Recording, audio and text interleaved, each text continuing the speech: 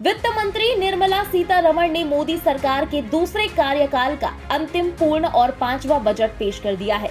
Budget में अलग अलग सेक्टर्स को लेकर कई तरह की घोषणाएं की गई हैं। वित्त मंत्री ने टैक्स कटौती समेत कई बड़ी घोषणाएं की हैं। वहीं महिलाओं और वरिष्ठ नागरिकों को भी बड़ी सौगात मिली है। इसके अलावा किसानों, युवाओं और छात्रों के लिए भी बड़े ऐलान किए गए हैं। तो चलिए जानते हैं इस बार के बजट में मिडिल क्लास को क्या मिला और आम जनता को इससे कितना फायदा होने वाला है। सबसे पहले बात कर लेते हैं टैक्स स्लैब के बारे में। नौकरी पेशा लोगों को इस बार के बजट में लंबे वक्त के बाद खुशखबरी मिली है। वित्त मंत्री निर्मला सीतारमण ने कहा कि नई टैक्स रिजीम में टैक्स की छूट 5 लाख की सालाना आय की सीमा बढ़ाकर 7 लाख कर दी गई है।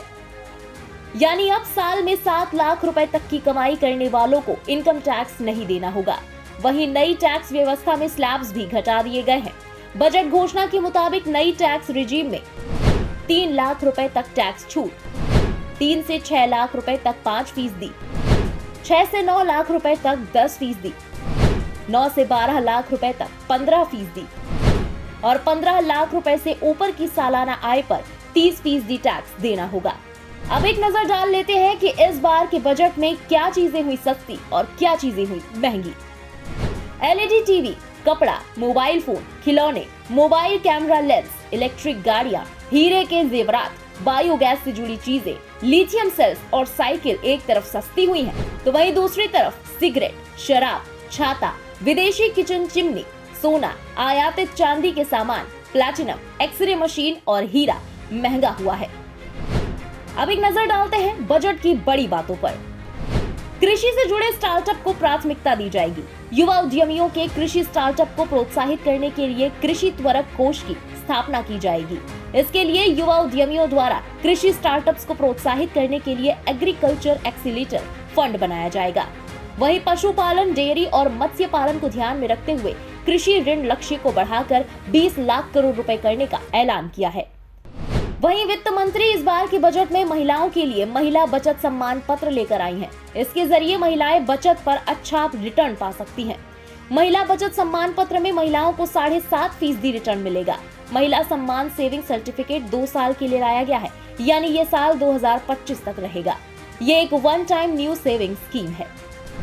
वहीं वित्त मंत्री ने सीनियर सिटीजन्स के लिए सेविंग स्कीम्स में अधिकतम जमा सीमा को बढ़ा दिया है। इस सीमा को 15 लाख रुपए से बढ़ाकर 30 लाख रुपए कर दिया गया है।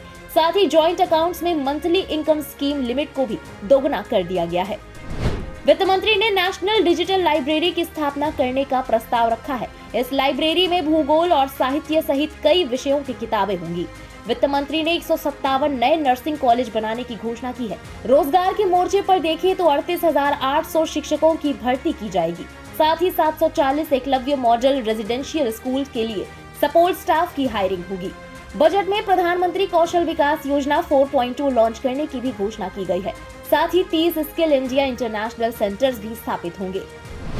सरकार गरीबों को पीएम आवास योजना के जरिए घर उपलब्ध कराती है। इस बजट में वित्त मंत्री ने पीएम आवास पर खर्च को भी बढ़ा दिया है। वित्त मंत्री ने पीएम आवास पर हो रहे खर्च को 66% बढ़ाकर 79,000 करोड़ रुपए कर दिया है। ये पीएम आवास खर्च में एक बड़ी बढ़ोतरी है। वित्त मंत्री ने देश में आर्टिफिशियल इंटेलिजेंस को बढ़ावा देने के लिए मेक एआई इन इंडिया को बढ़ावा देने की घोषणा की है। उन्होंने कहा कि इसके लिए 3 सेंटर ऑफ एक्सीलेंस बनाए जाएंगे। यहाँ एआई को बढ़ावा देने के लिए खोज से लेकर तमाम तकनीकों पर काम किया जाएगा।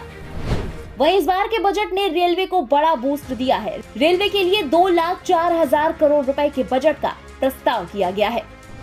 वहीं वित्त मंत्री ने भारत में एनीमिया को खत्म करने के लिए घोषणा की है। अपने भाषण में उन्होंने कहा कि 2047 तक बच्चों में खून की कमी को हम दूर करेंगे। वहीं अब मैनहोल साफ करने के लिए उसके अंदर आदमी नहीं उतरेंगे। शहरों में सफाई योजना तैयार की जाएगी। इसके अलावा वित्त मंत्री निर्मला सीतारमण ने कहा कि देश में फार्मास्यूटिकल को बढ़ावा देने के लिए न्यू फार्मा प्रोग्राम बनाया जाएगा। मेडिकल कॉलेज के लिए लैब की व्यवस्था की जाएगी। मेडिकल उपकरण बनाने वाले कोर्स शुरू किए जाएंगे।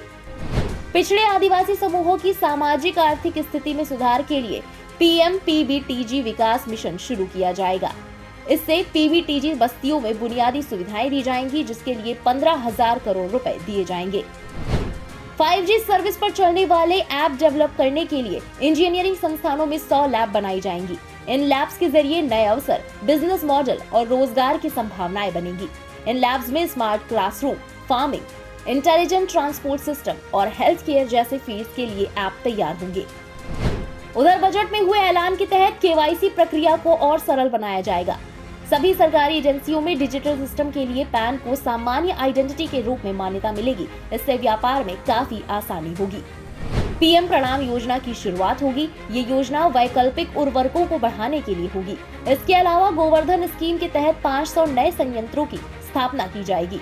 अगले 3 सालों में 1 करोड़ किसानों को प्राकृतिक खेती अपनाने के लिए मदद की जाएगी। 10,000 बायो इनपुट रिसोर्स सेंटर खोले जाएंगे।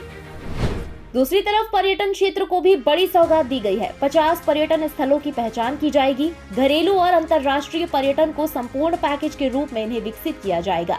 राज्यों को राजधानी में यूनिटी मॉल खोलने के लिए प्रोत्साहित किया जाएगा। इसके तहत 1 डिस्ट्रिक्ट 1 प्रोडक्ट और हैंडीक्राफ्ट आइटम को बढ़ावा मिलेगा।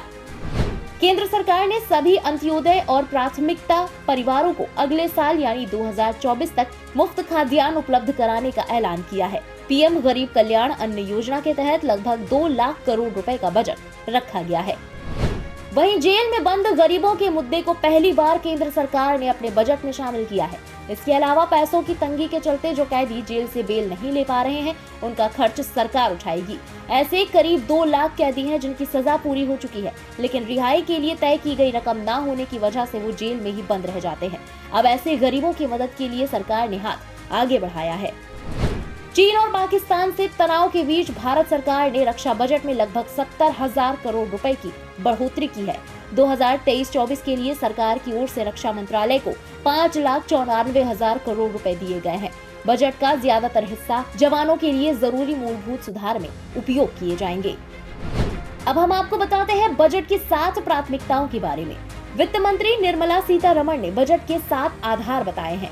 बजट की 7 प्राथमिकताओं में पहला समावेशी विकास, दूसरा वंचितों को वरीयता, तीसरा बुनियादी ढांचे और निवेश, चौथा क्षमता विस्तार, पांचवा हरित विकास, छठा युवा शक्ति और सातवां वित्तीय क्षेत्र। वित्त मंत्री ने कहा कि अमृत काल का विजन तकनीक संचालित और ज्ञान आधारित अर्थव्यवस्था का निर्माण करना है। इसके लिए सरकारी फंडिंग और वित्तीय क्षेत्र से मदद ली जाएगी। इन जन भागीदारी के लिए सबका साथ सबका प्रयास अनिवार्य है। मोदी सरकार के दूसरे कार्यकाल में आम आदमी को टैक्स स्लैब में बड़ी राहत दी गई है। युवाओं से लेकर महिलाओं तक का बजट में ध्यान रखा गया है। वहीं दूसरी तरफ रेलवे और पर्यटन के क्षेत्र को भी बजट में काफी कुछ मिला है। साथ ही सरहदों पर मिलने वाली चुनौतियों के बीच रक्षा बजट में भी बढ़ोतरी की गई है। फिलहाल आपका मोदी सरकार के दूसरे कार्यकाल में पेश हुए इस संपूर्ण बजट के बारे में क्या कहना है? कमेंट सेक्शन में लिखकर अपनी राय जरूर बताएं।